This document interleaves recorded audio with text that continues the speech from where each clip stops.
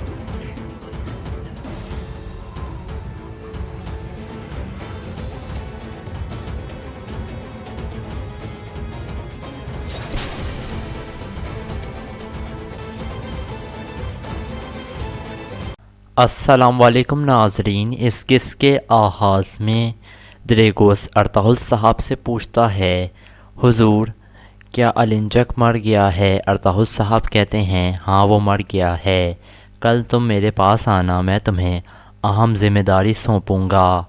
اتنے میں ترگت اندر آ جاتا ہے اور وہ ارطغرل صاحب کو ایک خط دیتا ہے۔ ارطغرل صاحب خط کھول کر پڑھتے ہیں اور کہتے ہیں، ترگت یہ اچھی خبر نہیں ہے۔ زانگوش بھی یہ خبر سن کر وہاں سے نکل جاتا ہے۔ پھر زینگوش اپنے آپ سے کہتا ہے، اس خط میں ایسا کیا ہے ارطغرل جس نے تمہیں اتنا پریشان کر دیا ہے؟ پھر جیسے ہی وہ دروازہ بند کرنے لگتا ہے تو ارطغرل وہ خط انگیٹھی والی جگہ پر لے جاتا ہے اور وہ خط وہاں چھپا دیتا ہے۔ زانگوش بھی یہ دیکھ لیتا ہے۔ پھر ارطغرل باہر آتا ہے تو وہ کالا رنگ سے اپنا ہاتھ کو صاف کر رہے تھے۔ زانگوش بھی انہیں دیکھ لیتا ہے۔ دوسری طرف مرگن النجک کو مار رہا ہوتا ہے۔ النجک کہتا ہے، اس کوڑے کو چھوڑ دو، یہ میرے لیے اعلیٰ رتبت کا نشان ہے۔ مرگن کہتا ہے، میں تمہیں تمہارے کوڑے سے ماروں گا تاکہ تم اس اذیت کو نہ بھول سکو۔ یہ کہہ کر وہ دوبارہ النجک کو مارنا شروع ہو جاتا ہے۔ دوسری طرف زانگوش لوگ کے پاس کھانا رکھ رہا تھا۔ اسی دوران وہ ایک آدمی کی جیب سے سونے کی پوٹلی نکال کر دوسرے آدمی کی طرف رکھ دیتا ہے۔ اس کا مقصد یہ ہوتا ہے کہ ارطغرل کے خیمے کے باہر جو سپاہی کھڑے ہوئے ہیں انہیں آگے پیچھے کر دے تاکہ وہ خط حاصل کر سکے۔ پھر جیسے ہی اس شخص کو پتہ چلتا ہے کہ اس کا سونا چوری ہو گیا ہے تو وہ دوسرے آدمی سے لڑنے لگتا ہے۔ سپاہی بھی وہاں آ جاتے ہیں جو انہیں روکنے کی کوشش کرتے ہیں۔ اسی دوران زانگوش موقع دیکھ کر اوپر کمرے کی طرف چلے جاتا ہے۔ پھر وہ اندر جا کر کمرے کی تلاشی لینا شروع کر دیتا ہے، لیکن وہاں اسے کوئی خط نہیں ملتا۔ پھر اسے وہ خیال آتا ہے جب ارطغرل کالا رنگ صاف کر رہا تھا اپنے ہاتھ سے، اور اسے یقین ہو جاتا ہے کہ وہ خط انہوں نے انگیٹھی والی جگہ پر چھپایا ہوگا۔ پھر وہ وہاں کی تلاشی لینا شروع کر دیتا ہے جہاں اسے مختلف خطوط مل جاتے ہیں، جس کے اندر برقی خان کا خط بھی ہوتا ہے اور جس کے اندر سونے کی معلومات بھی لکھی ہوتی ہیں۔ پھر وہ اپنے آپ سے کہتا ہے، بہت اچھے ارطغرل، میں تم سے سونا لینے والا ہوں۔ یہ کہہ کر وہ باہر نکل جاتا ہے۔ دوسری طرف کائی قبیلے میں حائمہ خاتون، گندس اور سلجان بیٹھی ہوئے تھے۔ سب سلیمان کے قاتل کے بارے میں سوچ رہے ہوتے ہیں۔ اتنے میں ارطغرل آ جاتا ہے اور کہتا ہے، فکر مت کریں، اللہ کے حکم سے وہ انتقام کے بغیر نہیں رہے گا۔ ارطغرل کے ہاتھ میں خط موجود تھے۔ ارطغرل کہتا ہے، یہ میرے بھائی کندوگدو کی طرف سے ہیں والدہ، انہوں نے آزادی حاصل کر لی ہے اور اب وہ ایک اہم ذمہ داری پر جا رہے ہیں۔ یہ سن کر سلجان خوش ہو جاتی ہے۔ پھر ارطغرل ایک خط سلجان کو دے کر کہتا ہے، یہ بھائی نے آپ کے لیے بھیجا ہے، بھائی چاہتے ہیں کہ میں سلیمان کا انتقام لوں۔ ہم نے اس غلیظ النجک کو پکڑ لیا ہے۔ سلجان پوچھتی ہے بھائی اس الباستی کا کیا ہوگا؟ ارطغرل کہتا ہے اس کا مقدر النجک پر ہے، اگر وہ بتا دے تو باقی کام آسان ہو جائے گا۔ دوسری طرف قلعے میں دریگوس رونوس کے پاس آ جاتا ہے اور کہتا ہے مجھے پتہ چل گیا ہے کہ سونا کہاں رکھا گیا ہے۔ پھر وہ ایک خط دکھاتا ہے اور کہتا ہے ارطغرل کل سونا برقی خان کے آدمیوں کی طرف لے کر جائے گا، لیکن اس سے پہلے سونا ہم لے لیں گے۔ میں نے ایک اور معلومات بھی حاصل کی ہے جس سے پتہ چلا ہے کہ ارطغرل کا تعلق برقی خان سے ہے اور وہ سونا برقی خان کو دے رہا ہے۔ اورونوس کہتا ہے ہمیں فوراً کارروائی کرنی چاہیے، آپ کی اجازت سے میں اپنی فوج کو تیار کروں؟ دریگوس کہتا ہے فوجوں کو میں تیار کروں گا، میں تمہیں مکمل تفصیل دوں گا کہ تمہیں حملہ کب کرنا ہے۔ پھر وہ کہتا ہے کل ارطغرل نے مجھے ایک اہم کام سونپنے کے لیے بلایا ہے۔ اتنے میں ایک سپاہی آ کر کہتا ہے حضور ببولس صاحب آئے ہیں۔ دریگوس کہتا ہے اسے اندر آنے دو۔ پھر وہ رونوس سے کہتا ہے وہ اپنا حساب برابر کرنے کے لیے آیا ہے، لیکن تم جانتے ہو کہ تمہیں کیا کرنا ہے۔ یہ کہہ کر وہ وہاں چھپ جاتا ہے اور یہاں اس قصے کا اختتام ہو جاتا ہے۔ پھر سلجان گوبچے کو مسلسل چماٹے مارنے لگتی ہے اور کہتی ہے خدا کے واسطے ہوش میں آ جاؤ گوبچے، ہوش میں آ جاؤ، اور کہتی ہے ہو سکتا ہے تمہیں ایسے چماٹ مار کر تمہیں ہوش آ جائے۔ گوبچے نیچے گر جاتی ہے اور رونے لگتی ہے۔ پھر وہ کہتی ہے تمہیں اس قبیلے کا شکر گزار ہونا چاہیے کہ تم یہاں رہ رہی ہو، تمہیں سلیمان شاہ اور حائمہ خاتون کا شکر گزار ہونا چاہیے گوبچے، تمہیں شادی کرنے کے قابل بنا دیا تاکہ تم توبہ کر کر سیدھے راستے پر آ جاؤ۔ پھر سلجان اسے اٹھا لیتی ہے اور ایک اور رکھ کر چماٹ مارتی ہے۔ پھر گوبچے نیچے گر جاتی ہے اور وہ بہت زیادہ رونے لگتی ہے۔ اتنے میں حائمہ خاتون وہاں آ جاتی ہیں اور وہ کہتی ہیں گوبچے بیٹی تم باہر جاؤ۔ یہ سن کر گوبچے روتے ہوئے باہر نکل جاتی ہے۔ پھر حائمہ خاتون سلجان سے کہتی ہیں یہ سب کیا ہے سلجان؟ کیا تمہیں یہ سب کرنا زیب دیتا ہے؟ سلجان کہتی ہے میں بہت تھک چکی ہوں والدہ، جو میں دیکھ رہی ہوں وہ کسی کو دکھائی نہیں دے رہا ہے۔ آیتورن ایک شیطان ہے، وہ شیطان عورت آیتولن ہمارے قبیلے کو برباد کرنا چاہتی ہے، وہ گوبچے اور کندوکتوں کا سہارا لے رہی ہے والدہ۔ یہ سن کر حائمہ خاتون کہتی ہیں بس چل جان، بہت ہو گیا ہے، اب بس کرو، آیتولن کے ساتھ تمہاری نہیں بنتی ہے، کندوکتو تمہیں پسند نہیں کرتا ہے اور گوبچے کو تم نے ذلیل کر دیا ہے۔ آخر تم کب سمجھو گی بیٹی؟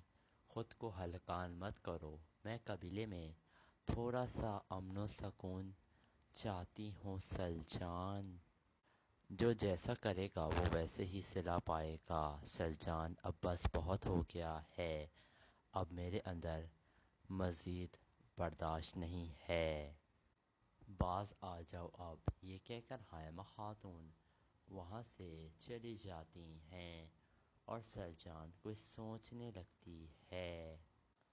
پھر سلجان کہتی ہے آیتولن بس بہت ہو گیا ہے، آج کے بعد میں تمہارا شیطانی چہرہ سب کو دکھا کر رہوں گی، آج سے میں تمہاری ہی طرح مکاری اور تمہاری ہی طرح شیطانی حرکتیں کر کر تمہیں بدنام کر کر سب کو ثابت کر دوں گی کہ تم کتنی شیطان ہو اور میں حق پر ہوں۔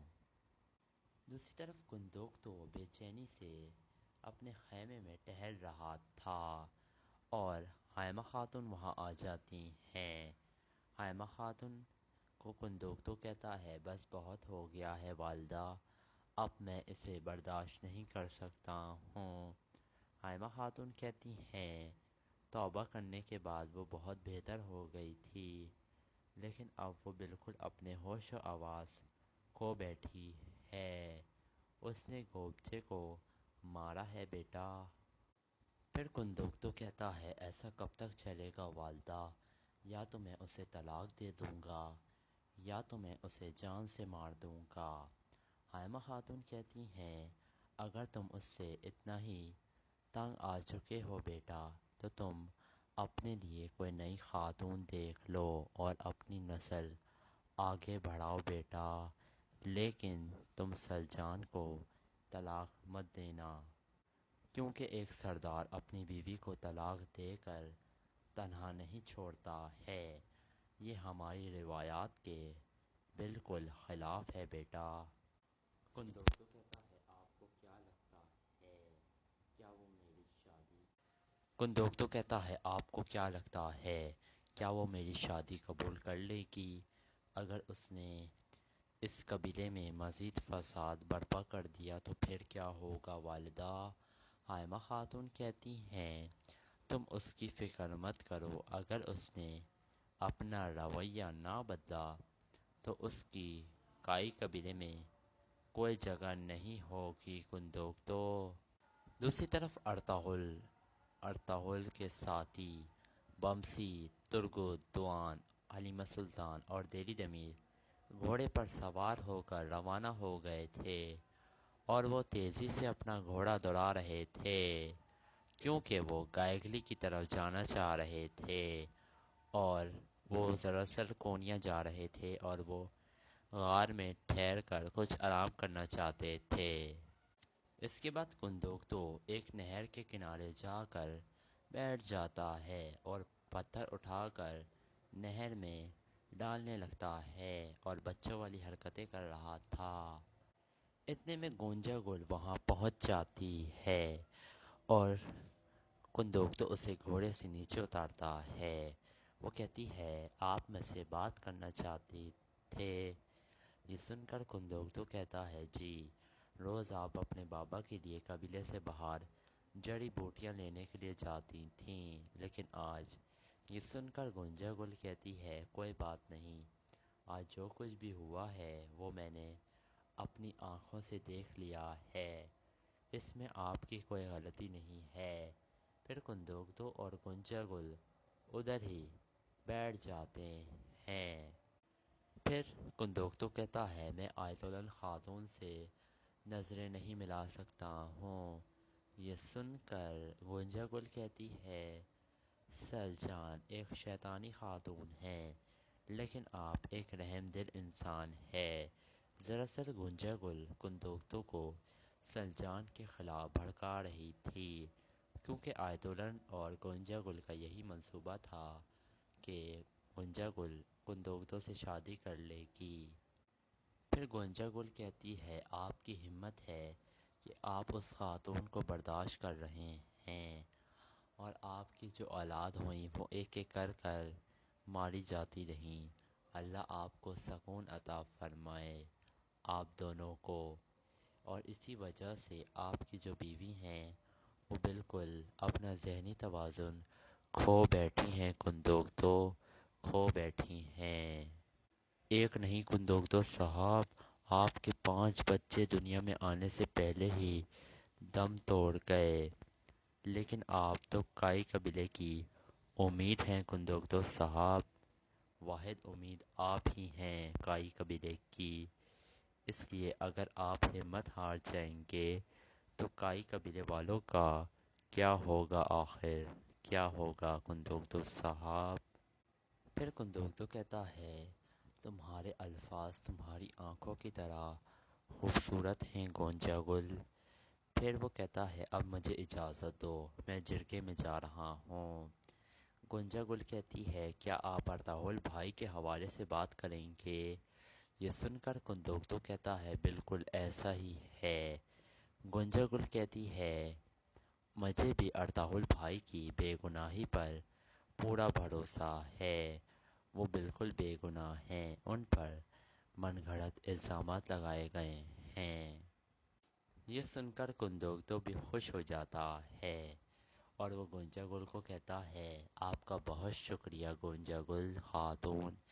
اس کے بعد وہ کھڑا ہو جاتا ہے اور وہ اپنے گھوڑے پر سوار ہو جاتا ہے اور اس کی طرف دیکھ کر مسکراتا ہے اور پھر وہاں سے چل پڑتا ہے اور گونجا گل بہت خوش ہو جاتی ہے کہ آخر کار گونجا گل نے کندوکتو کو اپنے جال میں پھنسا ہی لیا ہے اور کندوکتو پوری طرح سے اس کے جال میں پھنس چکا تھا اور بے بس تھا۔ پھر سلجان گوبچے کو مسلسل چماٹے مارنے لگتی ہے اور کہتی ہے خدا کے واسطے ہوش میں آ جاؤ گوبچے، ہوش میں آ جاؤ، اور کہتی ہے ہو سکتا ہے تمہیں ایسے چماٹ مار کر تمہیں ہوش آ جائے۔ گوبچے نیچے گر جاتی ہے اور رونے لگتی ہے۔ پھر وہ کہتی ہے تمہیں اس قبیلے کا شکر گزار ہونا چاہیے کہ تم یہاں رہ رہی ہو، تمہیں سلیمان شاہ اور حائمہ خاتون کا شکر گزار ہونا چاہیے گوبچے، تمہیں شادی کرنے کے قابل بنا دیا تاکہ تم توبہ کر کر سیدھے راستے پر آ جاؤ۔ پھر سلجان اسے اٹھا لیتی ہے اور ایک اور رکھ کر چماٹ مارتی ہے۔ پھر گوبچے نیچے گر جاتی ہے اور وہ بہت زیادہ رونے لگتی ہے۔ اتنے میں حائمہ خاتون وہاں آ جاتی ہیں اور وہ کہتی ہیں گوبچے بیٹی تم باہر جاؤ۔ یہ سن کر گوبچے روتے ہوئے باہر نکل جاتی ہے۔ پھر حائمہ خاتون سلجان سے کہتی ہیں یہ سب کیا ہے سلجان، کیا تمہیں یہ سب کرنا زیب دیتا ہے؟ سلجان کہتی ہے میں بہت تھک چکی ہوں والدہ، جو میں دیکھ رہی ہوں وہ کسی کو دکھائی نہیں دے رہا ہے۔ آیتورن ایک شیطان ہے، وہ شیطان عورت آیتولن ہمارے قبیلے کو برباد کرنا چاہتی ہے، وہ گوبچے اور کندوکتوں کا سہارا لے رہی ہے والدہ۔ یہ سن کر حائمہ خاتون کہتی ہیں بس چل جان، بہت ہو گیا ہے، اب بس کرو، آیتولن کے ساتھ تمہاری نہیں بنتی ہے، کندوکتو تمہیں پسند نہیں کرتا ہے اور گوبچے کو تم نے ذلیل کر دیا ہے۔ آخر تم کب سمجھو گی بیٹی، خود کو ہلکان مت کرو، میں قبیلے میں تھوڑا سا امن و سکون چاہتی ہوں سلجان، جو جیسا کرے گا وہ ویسے ہی صلا پائے گا۔ سلجان اب بس بہت ہو گیا ہے، اب میرے اندر مزید برداشت نہیں ہے، باز آ جاؤ اب، یہ کہہ کر حائمہ خاتون وہاں سے چلی جاتی ہیں اور سلجان کچھ سوچنے لگتی ہے۔ پھر سلجان کہتی ہے آیتولن بس بہت ہو گیا ہے، آج کے بعد میں تمہارا شیطانی چہرہ سب کو دکھا کر رہوں گی، آج سے میں تمہاری ہی طرح مکاری اور تمہاری ہی طرح شیطانی حرکتیں کر کر تمہیں بدنام کر کر سب کو ثابت کر دوں گی کہ تم کتنی شیطان ہو اور میں حق پر ہوں۔ دوسری طرف کندوکتو بے چینی سے اپنے خیمے میں ٹہل رہا تھا اور حائمہ خاتون وہاں آ جاتی ہیں۔ حائمہ خاتون کو کندوکتو کہتا ہے بس بہت ہو گیا ہے والدہ، اب میں اسے برداشت نہیں کر سکتا ہوں۔ حائمہ خاتون کہتی ہیں توبہ کرنے کے بعد وہ بہت بہتر ہو گئی تھی، لیکن اب وہ بالکل اپنے ہوش و آواز کھو بیٹھی ہے، اس نے گوبچے کو مارا ہے بیٹا۔ پھر کندوکتو کہتا ہے ایسا کب تک چلے گا والدہ، یا تو میں اسے طلاق دے دوں گا یا تو میں اسے جان سے مار دوں گا۔ حائمہ خاتون کہتی ہیں اگر تم اس سے اتنا ہی تنگ آ چکے ہو بیٹا تو تم اپنے لیے کوئی نئی خاتون دیکھ لو اور اپنی نسل آگے بڑھاؤ بیٹا، لیکن تم سلجان کو طلاق مت دینا، کیونکہ ایک سردار اپنی بیوی کو طلاق دے کر تنہا نہیں چھوڑتا ہے، یہ ہماری روایات کے بالکل خلاف ہے بیٹا۔ کندوگ تو کہتا ہے آپ کو کیا لگتا ہے کیا وہ میری شادی کندوگ تو کہتا ہے آپ کو کیا لگتا ہے کیا وہ میری شادی قبول کر لے گی اگر اس نے اس قبیلے میں مزید فساد برپا کر دیا تو پھر کیا ہوگا والدہ؟ حائمہ خاتون کہتی ہیں تم اس کی فکر مت کرو، اگر اس نے اپنا رویہ نہ بدلا تو اس کی کائی قبیلے میں کوئی جگہ نہیں ہوگی کندوگ تو۔ دوسری طرف ارطغرل کے ساتھی بمسی، ترگت، دوان، حلیمہ سلطان اور دلی دمیر گھوڑے پر سوار ہو کر روانہ ہو گئے تھے اور وہ تیزی سے اپنا گھوڑا دوڑا رہے تھے کیونکہ وہ گائگلی کی طرف جانا چاہ رہے تھے اور وہ دراصل کونیا جا رہے تھے اور وہ غار میں ٹھہر کر کچھ آرام کرنا چاہتے تھے۔ اس کے بعد کندوگ تو ایک نہر کے کنارے جا کر بیٹھ جاتا ہے اور پتھر اٹھا کر نہر میں ڈالنے لگتا ہے اور بچوں والی حرکتیں کر رہا تھا۔ اتنے میں گونجا گل وہاں پہنچ جاتی ہے اور کندوگ تو اسے گھوڑے سے نیچے اتارتا ہے۔ وہ کہتی ہے آپ مجھ سے بات کرنا چاہتے تھے؟ یہ سن کر کندوگ تو کہتا ہے جی، روز آپ اپنے بابا کے لیے قبیلے سے باہر جڑی بوٹیاں لینے کے لیے جاتی تھیں، لیکن آج یہ سن کر گونجا گل کہتی ہے کوئی بات نہیں، آج جو کچھ بھی ہوا ہے وہ میں نے اپنی آنکھوں سے دیکھ لیا ہے، اس میں آپ کی کوئی غلطی نہیں ہے۔ پھر کندوگ تو اور گونجا گل ادھر ہی بیٹھ جاتے ہیں۔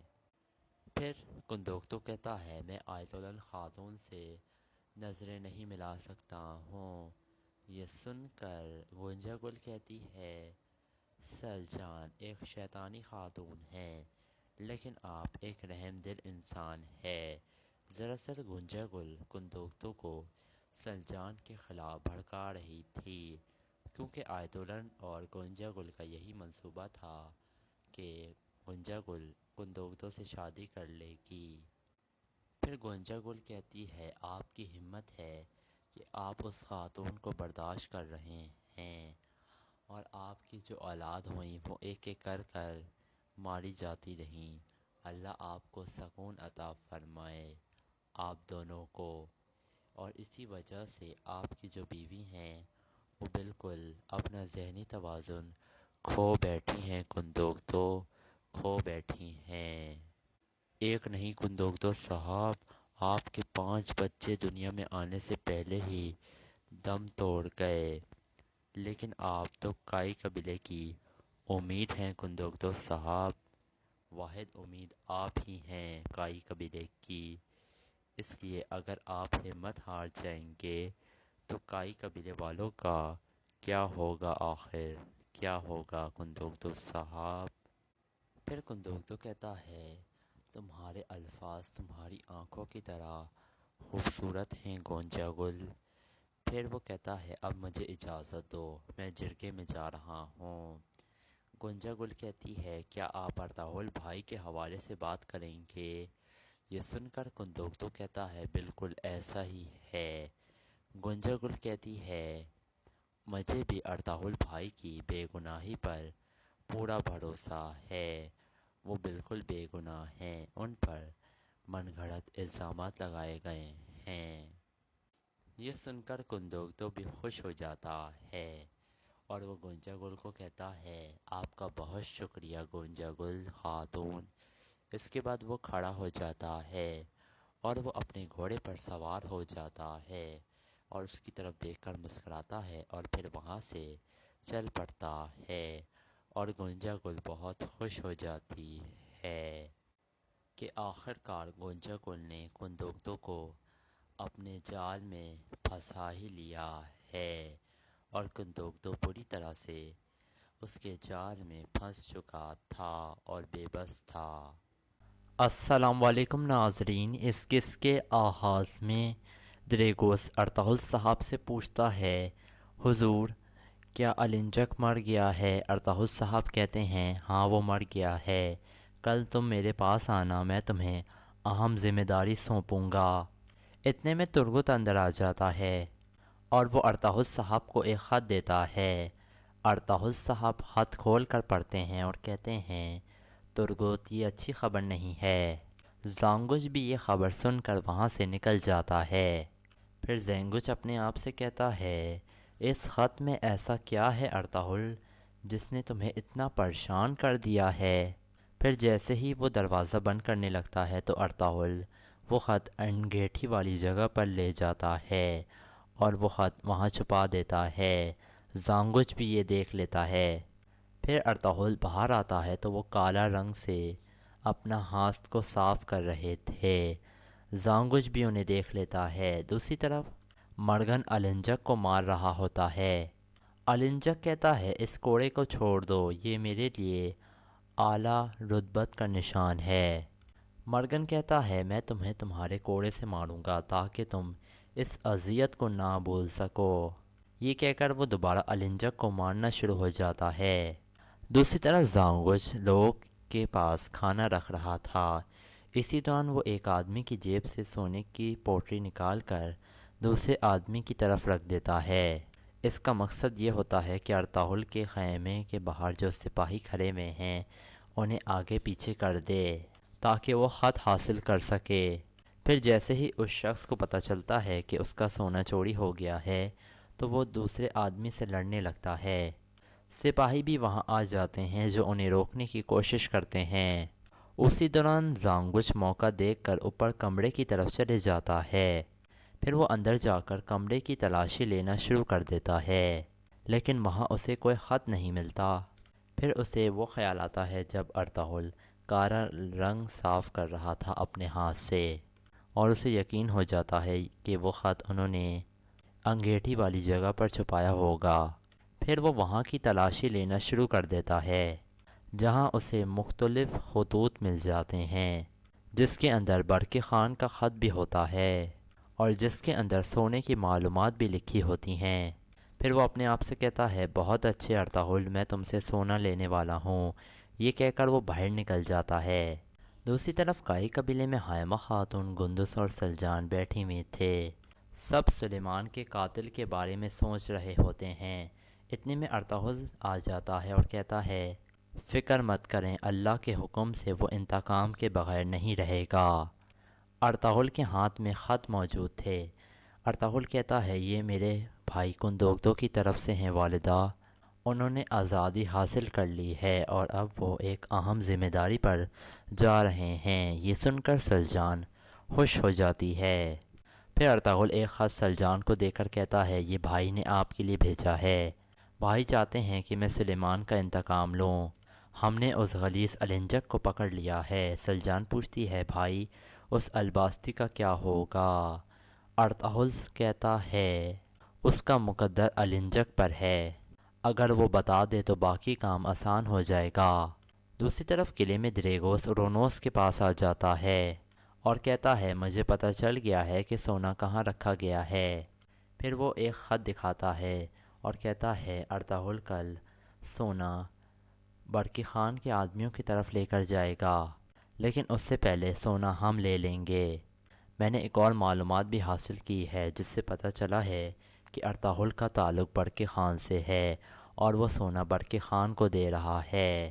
اورونوس کہتا ہے ہمیں فوراً کارروائی کرنی چاہیے، آپ کی اجازت سے میں اپنی فوج کو تیار کروں؟ دریگوس کہتا ہے فوجوں کو میں تیار کروں گا، میں تمہیں مکمل تفصیل دوں گا کہ تمہیں حملہ کب کرنا ہے۔ پھر وہ کہتا ہے کل ارطغرل نے مجھے ایک اہم کام سونپنے کے لیے بلایا ہے۔ اتنے میں ایک سپاہی آ کر کہتا ہے حضور ببولس صاحب آئے ہیں۔ دریگوس کہتا ہے اسے اندر آنے دو۔ پھر وہ رونوس سے کہتا ہے وہ اپنا حساب برابر کرنے کے لیے آیا ہے لیکن تم جانتے ہو کہ تمہیں کیا کرنا ہے۔ یہ کہہ کر وہ وہاں چھپ جاتا ہے اور یہاں اس قصے کا اختتام ہو جاتا ہے۔ السلام علیکم ناظرین، اس قصے کے آغاز میں دریگوس ارطغرل صاحب سے پوچھتا ہے حضور کیا النجک مر گیا ہے؟ ارطغرل صاحب کہتے ہیں ہاں وہ مر گیا ہے، کل تم میرے پاس آنا، میں تمہیں اہم ذمہ داری سونپوں گا۔ اتنے میں ترگت اندر آ جاتا ہے اور وہ ارطغرل صاحب کو ایک خط دیتا ہے۔ ارطغرل صاحب خط کھول کر پڑھتے ہیں اور کہتے ہیں ترگوت یہ اچھی خبر نہیں ہے۔ زانگوچ بھی یہ خبر سن کر وہاں سے نکل جاتا ہے۔ پھر زینگوچ اپنے آپ سے کہتا ہے اس خط میں ایسا کیا ہے ارطغرل جس نے تمہیں اتنا پریشان کر دیا ہے؟ پھر جیسے ہی وہ دروازہ بند کرنے لگتا ہے تو ارطغرل وہ خط انگیٹھی والی جگہ پر لے جاتا ہے اور وہ خط وہاں چھپا دیتا ہے۔ زانگوچ بھی یہ دیکھ لیتا ہے۔ پھر ارطغرل باہر آتا ہے تو وہ کالا رنگ سے اپنا ہاتھ کو صاف کر رہے تھے۔ زانگوچ بھی انہیں دیکھ لیتا ہے۔ دوسری طرف مرگن النجک کو مار رہا ہوتا ہے۔ النجک کہتا ہے اس کوڑے کو چھوڑ دو، یہ میرے لیے اعلیٰ رتبت کا نشان ہے۔ مرگن کہتا ہے میں تمہیں تمہارے کوڑے سے ماروں گا تاکہ تم اس اذیت کو نہ بھول سکو۔ یہ کہہ کر وہ دوبارہ النجک کو مارنا شروع ہو جاتا ہے۔ دوسری طرف زانگوچ لوگوں کے پاس کھانا رکھ رہا تھا۔ اسی دوران وہ ایک آدمی کی جیب سے سونے کی پوٹلی نکال کر دوسرے آدمی کی طرف رکھ دیتا ہے۔ اس کا مقصد یہ ہوتا ہے کہ ارطغرل کے خیمے کے باہر جو سپاہی کھڑے ہوئے ہیں انہیں آگے پیچھے کر دے تاکہ وہ خط حاصل کر سکے۔ پھر جیسے ہی اس شخص کو پتہ چلتا ہے کہ اس کا سونا چوری ہو گیا ہے تو وہ دوسرے آدمی سے لڑنے لگتا ہے۔ سپاہی بھی وہاں آ جاتے ہیں جو انہیں روکنے کی کوشش کرتے ہیں۔ اسی دوران زانگوچ موقع دیکھ کر اوپر کمرے کی طرف چلے جاتا ہے۔ پھر وہ اندر جا کر کمرے کی تلاشی لینا شروع کر دیتا ہے لیکن وہاں اسے کوئی خط نہیں ملتا۔ پھر اسے وہ خیال آتا ہے جب ارطغرل کالا رنگ صاف کر رہا تھا اپنے ہاتھ سے اور اسے یقین ہو جاتا ہے کہ وہ خط انہوں نے انگیٹھی والی جگہ پر چھپایا ہوگا۔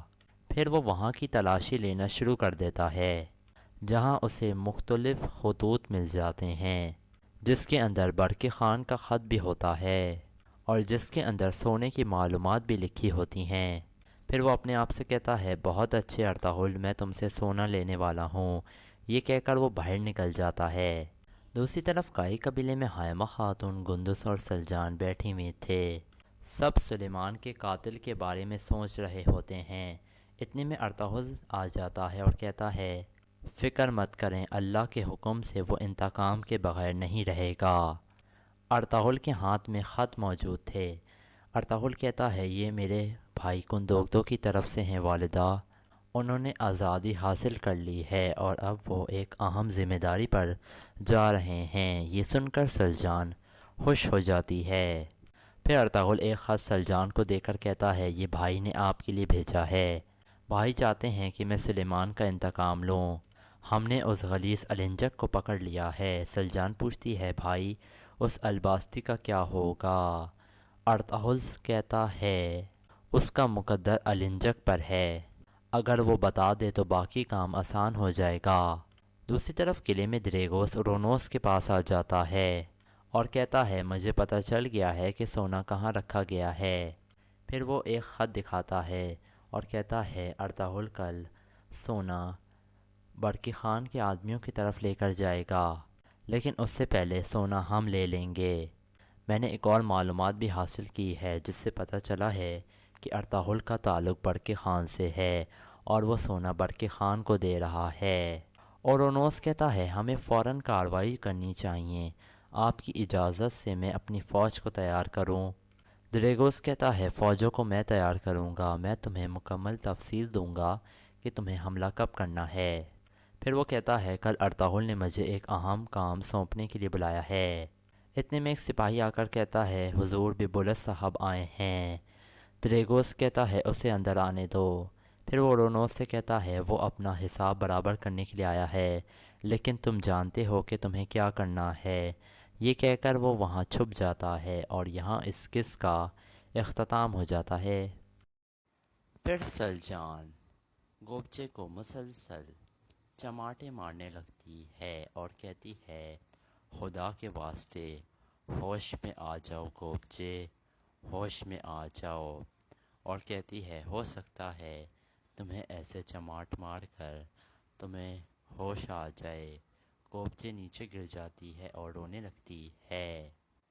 پھر وہ کہتی ہے تمہیں اس قبیلے کا شکر گزار ہونا چاہیے کہ تم یہاں رہ رہی ہو، تمہیں سلیمان شاہ اور حائمہ خاتون کا شکر گزار ہونا چاہیے گوبچے، تمہیں شادی کرنے کے قابل بنا دیا تاکہ تم توبہ کر کر سیدھے راستے پر آ جاؤ۔